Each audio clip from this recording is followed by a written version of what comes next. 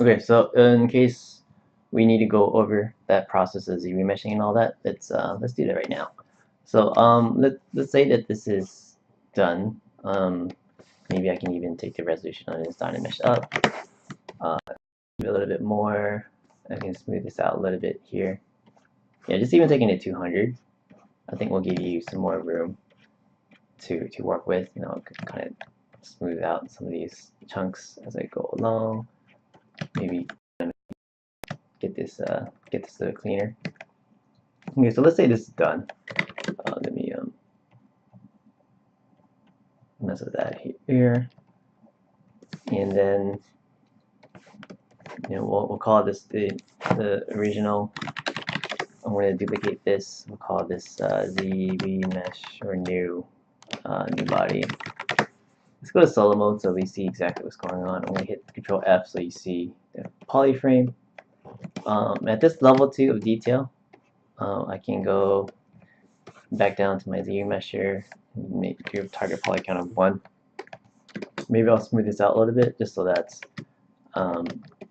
ZRemesher isn't working quite as hard. In a lot of these like small forms, we don't need topology that goes around it. So maybe I'll just get rid of it here. I'll just kind of show you what I'm talking about. So like I'll do ZRemesher now.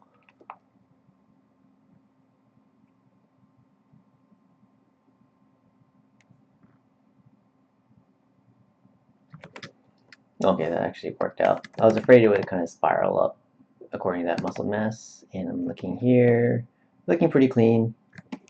Getting pretty even quads or edge loops, and that's a little weird, but it's acceptable.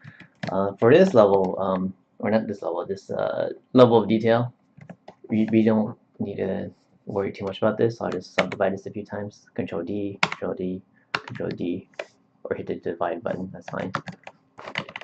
Around level 4 or 5, I'll do a test sculpt. See if I have enough res, and that's still like pretty low here. So let's divide it again, and then I guess you could go higher. I'm gonna leave it at 900 right now, and maybe you can subdivide it later. And now I'll show the original body. Just take our geometry down to level 1. I can also hit Shift D to go down one level. Shift D, Shift D, Shift D. Here, let's go back up to subtool.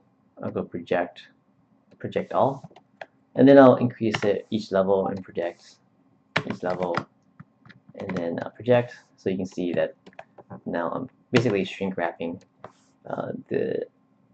my low poly, my subdivided mesh to the high poly. So this is at the highest level.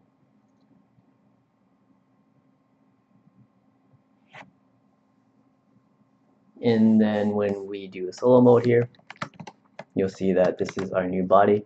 We have our subdivision levels, but we have the same exact detail as the original here, and this has none. And now I can use this to its full potential here.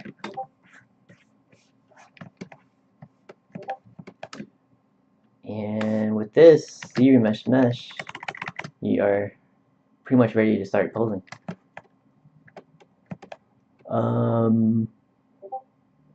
Let me go ahead and talk about some of that poly grouping too, like I did, in case we need to do another recap of that. You could do this while you're posing too. Remember in the other video, that's what I did as a secondary, but just to kind of set things up for later, I'll select a bunch of pieces here, parts in the mesh. I'll Control W, and I'll kind of like take stock of how it's doing it. You probably don't have to go as detailed as I am, but I just want like a clean edge ring and edge lip around my polygroups. Maybe I'm just being OCD right now, but that's just kind of how I like to do it. In some cases, it's pretty hard to, because you're not going to get a clean edge loop around all of this. So you're going to have to deal with the fact that it's not going to be as perfectly clean. Like in this case too, we don't have a perfect edge loop, but that's okay. Then I'll just kind of do the same thing here. Again, this is so that the more methods I have of selecting parts of my mesh when I'm posing, the better. It just makes my life easier. Excuse me.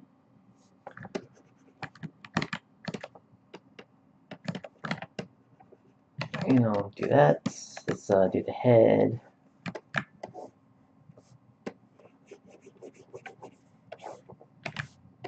Here, that was pretty quick and clean. Maybe I'll do the ears.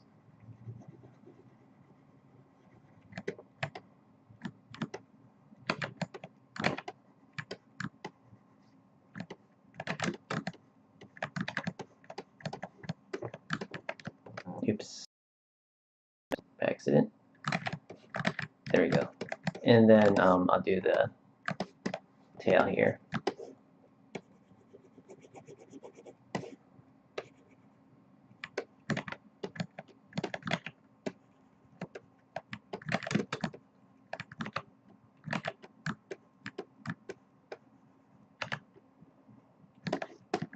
And now, if I do end up going